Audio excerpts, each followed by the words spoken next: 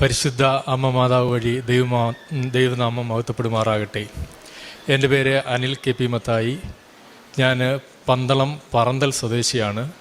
ഞാൻ അബുദാബിയിൽ 14 വർഷമായി ദൈവാനുഗ്രഹത്താൽ കുടുംബസമേതം താമസിക്കുന്നു.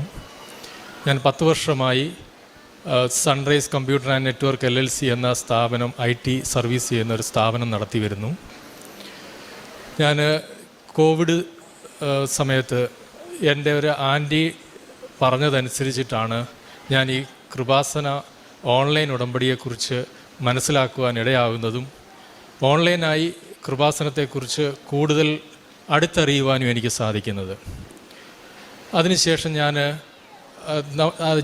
ബിസിനസ്സിൽ ആ കോവിഡ് സമയത്ത് ലോക്ക്ഡൗണൊക്കെ ആയി വളരെ പ്രതിസന്ധിയിൽ നിന്നിരുന്ന അവസരത്തിൽ ആ പ്രതിസന്ധി നമ്മുടെ ജീവിതത്തിൽ എങ്ങനെ ദൈവാനുഗ്രഹമാക്കി മാറ്റാമെന്നാണ് എനിക്ക് ബോധ്യമായത്. കാരണം ആ സമയത്ത് നമ്മൾ മാനസികമായിട്ടൊക്കെ വളരെ ഭാരപ്പെട്ട് സാമ്പത്തികമായിട്ടൊക്കെ വളരെ പ്രയാസപ്പെട്ട് നിൽക്കുന്ന അവസരത്തിൽ ഓൺലൈനായി ലഭിക്കുന്ന ആ വചനങ്ങൾ ഓരോന്നും, പ്രത്യേകിച്ച് ജോസഫ് അച്ഛൻ്റെ മുന്നേയുള്ള ധ്യാനങ്ങൾ ഓരോന്നും നമുക്ക് കേൾക്കുവാനുള്ള സമയം ലഭിച്ചു. അതുപോലെ തന്നെ വിജയകുമാർ സാറിൻ്റെ ക്ലാസ്സുകൾ ഒന്നൊന്നായി പഠിക്കുന്നതിനും അവയിലെ ഓരോ പോയിൻ്റുകളും നമുക്ക് നമ്മളുടെ ജീവിതത്തിലെ ഓരോ പ്രതിസന്ധിയോടും പ്രയാസങ്ങളോടും ഇവിടുത്തെ ഓരോ പ്രഭാഷണങ്ങളും ഓരോ ഉടമ്പടി ധ്യാനങ്ങളും നമ്മുടെ ജീവിതത്തിൻ്റെ ഓരോ ഉത്തരങ്ങളാണ്. നമ്മൾ അതിനെ ആഴത്തിൽ പഠിക്കുവാൻ തയ്യാറാകുമ്പോൾ അതിലൂടെ നമുക്ക് ദൈവഹിതം എന്താണെന്ന് ബോധ്യമാകാൻ സാധിക്കുന്നു എന്നാണ് എനിക്ക് മനസ്സിലാകുന്നത്. അതിനുശേഷം ഞാൻ ഉടൻ തന്നെ ഓൺലൈൻ ഉടമ്പടിയെടുത്ത് പ്രാർത്ഥിച്ചു. അതിൽ നിയോഗങ്ങൾ സമർപ്പിച്ചു. അപ്പോൾ അതിൽ പ്രധാനമായിട്ടും എൻ്റെ ആവശ്യങ്ങളെന്ന് പറഞ്ഞാൽ എൻ്റെ കമ്പനിയെ നല്ല രീതിയിലൊന്ന് പൊസിഷൻ ചെയ്യുക എന്ന് പറഞ്ഞാൽ അവിടെ CCTV ആനുവൽ മെയിൻ്റനൻസ് കോൺട്രാക്റ്റ് കിട്ടത്തക്ക രീതിയിൽ ഗവൺമെൻറ്റിൻ്റെ തന്നെ ADMCC അപ്രൂവലൊക്കെ കിട്ടുക എന്നുള്ളതൊക്കെ ആയിരുന്നു. അതും അനുബന്ധ നിയോഗങ്ങളും സമർപ്പിച്ച് പ്രാർത്ഥിച്ചു. പക്ഷേ അപ്പോഴും ഞാൻ ദൈവത്തോട് പ്രാർത്ഥിക്കും, ദൈവഹിതമെങ്കിൽ അത് നടത്തി തരുമാറാകണമേ എന്ന്. പിന്നീട് ഞാൻ പ്രധാനമായിട്ടും സമർപ്പിച്ച നിയോഗം ഉടൻ സാധിച്ചില്ലെങ്കിൽ തന്നെയും ലഭിച്ച കാര്യങ്ങൾക്ക് മാതാവിനോട് നന്ദി പറഞ്ഞ് പ്രാർത്ഥിക്കുകയും എല്ലാ ദിവസവും വചനങ്ങൾ കേൾക്കുകയും പഠിക്കുകയും അതുപോലെ ആ ഉടമ്പടി നിയോഗങ്ങൾ പ്രാർത്ഥനകൾ കൃത്യസമയത്ത് അനുഷ്ഠിക്കുകയും ചെയ്തപ്പോൾ ജീവിതത്തിൽ വളരെയധികം സന്തോഷവും ആത്മവിശ്വാസവും ഉണ്ടാകുകയുണ്ടായി. പിന്നീട് ഞാൻ കുറേ നാളുകൾക്ക് ശേഷം ഞാൻ എൻ്റെ സ്റ്റാഫിൻ്റെ ഇരിക്കൽ തന്നെ ഇതുപോലെ ഈ എക്സാം ആദ്യം നമ്മളെ കമ്പനി അപ്രൂവൽ ആവണമെങ്കിൽ അത് എക്സാം പഠിച്ച് അതിൻ്റെ എക്സാം പാസ്സാവണം. അപ്പോൾ അതിന് ഞാൻ ആവശ്യപ്പെട്ടപ്പോൾ അദ്ദേഹം എൻ്റെ ഇരിക്കൽ പറഞ്ഞു, എനിക്കത് എഴുതിയാൽ കിട്ടില്ല, അതുകൊണ്ട് ഞാൻ എഴുതുന്നില്ല എന്ന് പറഞ്ഞിട്ട് വിസമ്മതിച്ചു. അപ്പോഴേ മാതാവ്, ഞാനവിടെ കമ്പനിയുടെ പാർട്ണർ വിസ ആയതിനാൽ എനിക്കത് എഴുതാൻ സാധിക്കില്ലായിരുന്നു. നേരത്തെ UAE നേരത്തെ ലോ അനുസരിച്ച് അത് എഴുതാൻ സാധിക്കുകയില്ല. അതെനിക്കറിയാവുന്നതാണ്. പക്ഷേ ഇദ്ദേഹം ഇങ്ങനെ പറഞ്ഞപ്പോൾ എനിക്ക് അതിനോട് ഒരുവിധമായ നീരസമോ ഒന്നും തോന്നാതെ എൻ്റെ മനസ്സിൽ അന്നേരം മാതാവ് തോന്നിച്ചു, എന്തുകൊണ്ട് നിനക്ക് ആ എക്സാം എഴുതുന്നതിനെക്കുറിച്ച് അന്വേഷിച്ചുകൂടാ. ഞാൻ അപ്പോൾ തന്നെ അതിൻ്റെ ഹെഡ് ഓഫീസിൽ പോയി അവരുമായിട്ട് സംസാരിച്ചപ്പോൾ അവർ പറഞ്ഞു, ഇതുവരെ നിങ്ങൾക്കത് എഴുതാനൊക്കാത്തൊരു രീതിയിലായിരുന്നു ഇവിടുത്തെ നിയമം. പക്ഷേ ഇപ്പോൾ 2 ആഴ്ച മുന്നേ ആ നിയമം മാറിയിട്ടുണ്ട്. നിങ്ങൾ ആ എക്സാം പഠിച്ച് പാസ്സാവുകയാണെങ്കിൽ നിങ്ങൾ സർട്ടിഫൈഡ് എൻജിനീയർ ആയിട്ട് അവിടെ വർക്ക് ചെയ്യാൻ ഒക്കുമെന്ന്. അത് ദൈവത്തിൻ്റെ വലിയൊരു പദ്ധതിയായിരുന്നു. ഞാൻ അതിന് ശേഷം അതിന് വേണ്ടുന്ന രജിസ്ട്രേഷനും കാര്യങ്ങളും എല്ലാം ചെയ്തു. ഓഫീസിൽ വന്നിട്ട് ഞാനത് പഠിക്കുവാൻ ആരംഭിച്ചപ്പോൾ ആദ്യം വിസമ്മതിച്ച സ്റ്റാഫും എൻ്റെ കൂടെ അത് എക്സാം എഴുതാൻ തയ്യാറാവുകയും അദ്ദേഹവും എൻ്റെ കൂടെ പഠിക്കുകയും ഞങ്ങൾ ഒന്നിച്ച് ആ പരീക്ഷ എഴുതുകയും പാസ്സാവുകയും ചെയ്തു. പിന്നെ 3-4 മാസത്തിന് ശേഷം അദ്ദേഹത്തിന് വേറെ നല്ലൊരു ഓപ്പർച്യൂണിറ്റി കിട്ടിയപ്പോൾ അദ്ദേഹം ജോലി റിസൈൻ ചെയ്ത് പോവുകയും എനിക്ക് ആ വർക്കുകൾ കംപ്ലീറ്റ് ചെയ്യാൻ, അതായത് ഗവൺമെൻറ്റിൻ്റെ പ്രൊജക്റ്റുകൾ ക്യാമറ CCTV സർവിലൻസുമായിട്ട് ബന്ധപ്പെട്ടിട്ടുള്ള വർക്കുകൾ ചെയ്യത്തക്ക രീതിയിൽ ഞാനത് സർട്ടിഫൈഡ് ആയതിനാൽ എനിക്ക് ആ വർക്ക് പിന്നീട് കണ്ടിന്യൂ ചെയ്യാൻ സാധിച്ചു. അതിലേറെ രസകരമായ കാര്യം, ഞാൻ എക്സാം എഴുതി 3 മാസം കഴിഞ്ഞപ്പോൾ തന്നെ ആ നിയമം വീണ്ടും പഴയതുപോലെ ആവുകയും ചെയ്തു. കാരണം പിന്നീടായാലും എനിക്ക് എഴുതാൻ ഒക്കില്ല. അപ്പോൾ ആ രീതിയിൽ നമ്മൾ മാതാവിൻ്റെ ഒരിക്കൽ നിയോഗങ്ങൾ സമർപ്പിക്കുമ്പോൾ അത് നമുക്ക് ഉടൻ സാധിച്ചില്ലെങ്കിലും അത് ദൈവഹിതപ്രകാരം നടക്കുവാനായി നമ്മൾ പ്രാർത്ഥിക്കുമ്പോൾ അത് ദൈവം നമ്മളുടെ ജീവിതത്തിൽ വലിയ രീതിയിൽ അത് ഗുണകരമായ രീതിയിൽ അതിനെ പ്രാവർത്തികമാക്കി തരും എന്നുള്ളതിന് ഞാൻ വലിയൊരു സാക്ഷിയാണ്. അത് കാരണമാണ് എനിക്ക് പിന്നീടായാലും ആ കമ്പനി റൺ ചെയ്തുകൊണ്ട് പോകുന്നതിന് മെയിനായിട്ട് ആ ഒരു AMC ഉള്ളതുകൊണ്ടാണ് എനിക്ക് സാധിച്ചത്.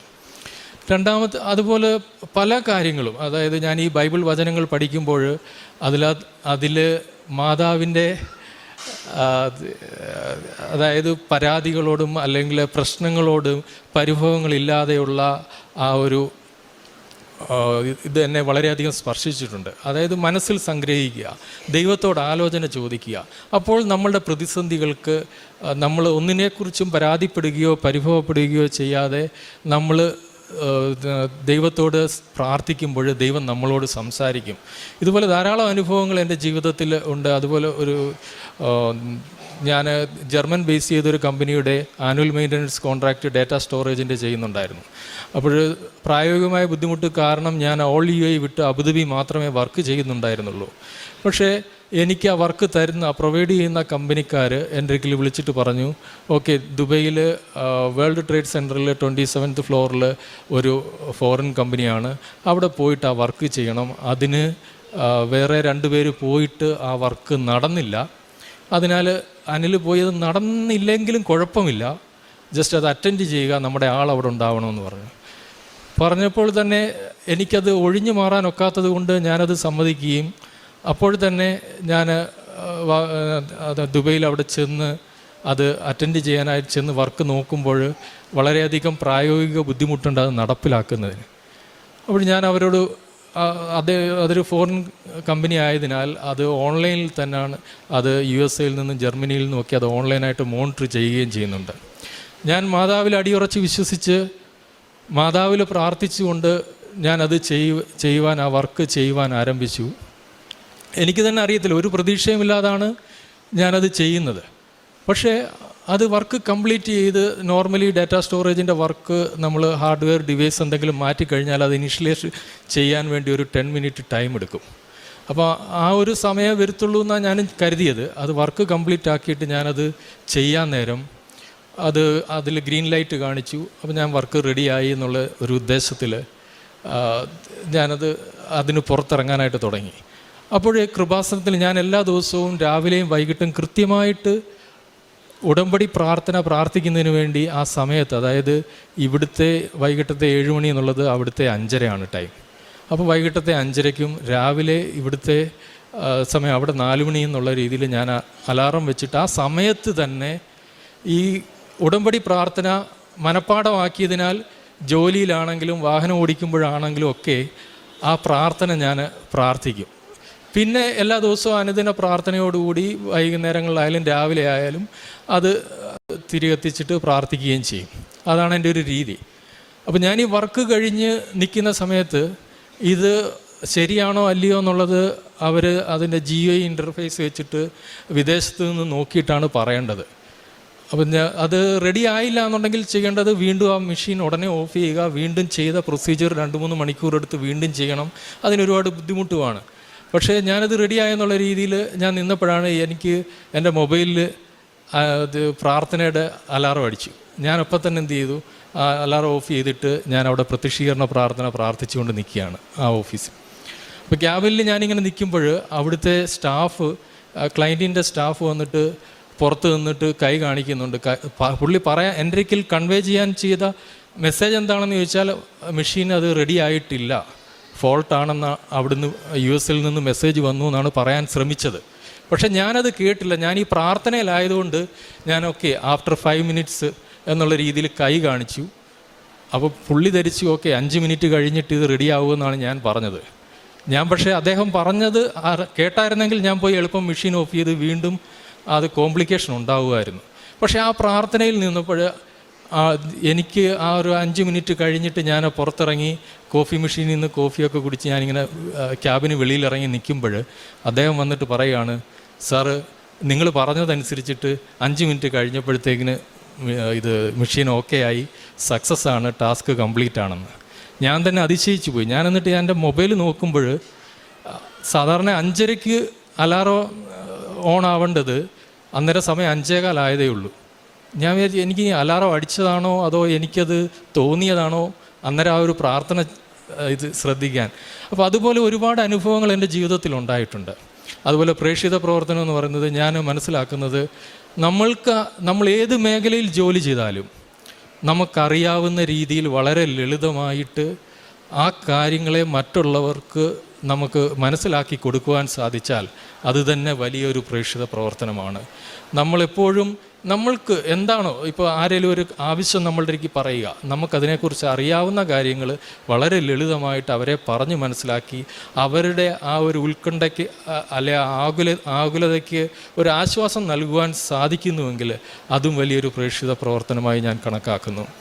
അതേപോലെ ഇപ്പോൾ ഇവിടെ സമയ ചുരുക്ക കാരണം ഞാൻ അധികം കാര്യങ്ങൾ പറയുന്നില്ല. ഞാൻ ഇത്ര മാത്രമേ ഞാൻ നിങ്ങളോട് പറയുന്നുള്ളൂ. നമ്മളുടെ ജീവിതത്തിലെ ഓരോ പ്രതിസന്ധിയും നമ്മുടെ ജീവിതത്തിൽ ദൈവം തരുന്ന ഓരോ അവസരങ്ങളാണ്. ആ അവസരങ്ങൾ നമുക്ക് കണ്ടെത്താൻ കഴിയണം. ആ അവസരത്തിലൂടെ നമ്മളുടെ ആത്മീയമായിട്ടുള്ള ഒരു വളർച്ച നേടി നമ്മൾക്ക് ജീവിത വിജയം നേടുന്നതിന് അത് നമുക്ക് ഉപകരിക്കും. അതുപോലെ നമ്മുടെ ജീവിതത്തിൽ ഏത് വിധമായി ഇപ്പോൾ തൊഴിൽ മേഖലയിലായാലും പലരും അവിടെയൊക്കെ വന്നിട്ട് ജോലി ആദ്യം കിട്ടണമെന്ന് പറഞ്ഞിട്ട് പറയാറുണ്ട്, അതിനുവേണ്ടി പ്രാർത്ഥിക്കണമെന്ന് പറയാറുണ്ട്. പക്ഷേ ജോലി കിട്ടിക്കഴിഞ്ഞാൽ പറയും, അയ്യോ വളരെ ബുദ്ധിമുട്ടാണ്, വളരെ പ്രയാസമാണ്. പക്ഷേ ആ പ്രയാസകരമായ ജോലി കിട്ടാനുള്ള സാഹചര്യം നമ്മൾ മനസ്സിലാക്കി അതിന് നിരന്തരം നമ്മൾ ദൈവത്തോട് നന്ദി പറയുന്നവരായാൽ നമ്മൾക്ക് ദൈവം അതിനേക്കാൾ ശോഭനമായിട്ടുള്ള ഭാവി നമുക്ക് തരുമെന്നുള്ളത് ഉറപ്പായിട്ടുള്ളൊരു കാര്യമാണ്. നമ്മളുടെ ജീവിതത്തിൽ ധാരാളം അനുഗ്രഹങ്ങൾ ദൈവം ചൊരിയുന്നതിന് വേണ്ടി നമുക്ക് ലഭിച്ച കാര്യങ്ങൾക്ക് നിരന്തരം ദൈവത്തോട് നന്ദി പറയുവാൻ നമുക്ക് സാധിക്കണം. ഞാൻ 5 വർഷമായിട്ട് എനിക്ക് ബിസിനസ് ആവശ്യവുമായിട്ട് UAE തന്നെ തങ്ങേണ്ടത് ഉള്ളതിനാൽ എനിക്ക് ഇവിടെ വരുന്നതിന് സാധിച്ചിരുന്നില്ല.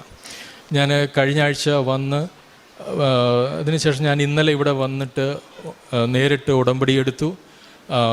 അതിനുശേഷം എൻ്റെ മനസ്സിൽ, അതായത് അവിടെ വെച്ച് തന്നെ ഞാൻ മറ്റുള്ളവരുടെ ഇരിക്കില്ല, ഞാൻ അറിഞ്ഞ ദൈവവചനം അല്ലെങ്കിൽ ഞാൻ മനസ്സിലാക്കി അത് മറ്റുള്ളവർക്ക് അവരാവശ്യക്കാരാണ് എന്നെനിക്ക് ബോധ്യമായാൽ ഞാൻ അവരുടെ ഇരിക്കിൽ ഞാൻ ഈ കൃപാസനത്തെക്കുറിച്ച് പറയുകയും അതിൻ്റെ ലിങ്കുകൾ ഷെയർ ചെയ്യുകയും ഓൺലൈനായിട്ട് ഉടമ്പടി എടുക്കുകയും ഒക്കെ അവർ ചെയ്യാറുണ്ട്. ഏകദേശം ഓൾമോസ്റ്റ് 70-ഓളം ആൾക്കാർ ഇവിടെ ഇങ്ങനെ ഓൺലൈനായിട്ട് ഉടമ്പടി എടുക്കുകയും ഇവിടെ വരുന്നതിനും ദൈവം സഹായിച്ചു.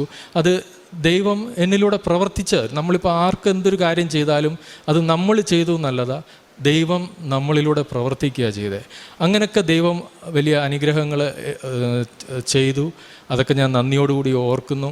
അപ്പോൾ അവിടെ ഇപ്പം നിങ്ങളിപ്പോൾ ഈ നാട്ടിലുള്ളവർക്കൊക്കെ നിങ്ങൾക്ക് ദൈവം തരുന്ന വലിയൊരു അവസരമാണ്. ഏത് സമയത്ത് നിങ്ങൾക്ക് ഇവിടെ വരാനും പ്രാർത്ഥിക്കാനും ഒക്കെ തരുന്നൊരവസരം. പക്ഷേ നിങ്ങളൊരു കാര്യം മനസ്സിലാക്കണം, ഒരുപാട് ആഗ്രഹിച്ചിട്ടും ഇവിടെ വരാൻ സാധിക്കാത്ത ഒരുപാട് പേര് വിദേശ രാജ്യങ്ങളിൽ കണ്ണീരോടെ ഇവിടുത്തെ ഓൺലൈൻ പ്രാർത്ഥനകളിൽ പങ്കെടുക്കുകയും എല്ലാവർക്കും വേണ്ടി കൂടുതൽ പ്രാർത്ഥിക്കുകയും ദൈവത്തോട് കൂടുതൽ അടുക്കാൻ ആഗ്രഹിക്കുകയും ചെയ്യുന്നു. ആ ഒരു സ്ഥാനത്താണ് നിങ്ങൾക്ക് ഇവിടെ ഉള്ളപ്പോൾ ഇവിടെ വരുന്നതിനും പ്രാർത്ഥിക്കുന്നതിനും ഒക്കെ ദൈവം തരുന്ന അവസരം എന്ന് നിങ്ങൾ മനസ്സിലാക്കണമെന്ന് ഞാൻ അപേക്ഷിക്കുന്നു.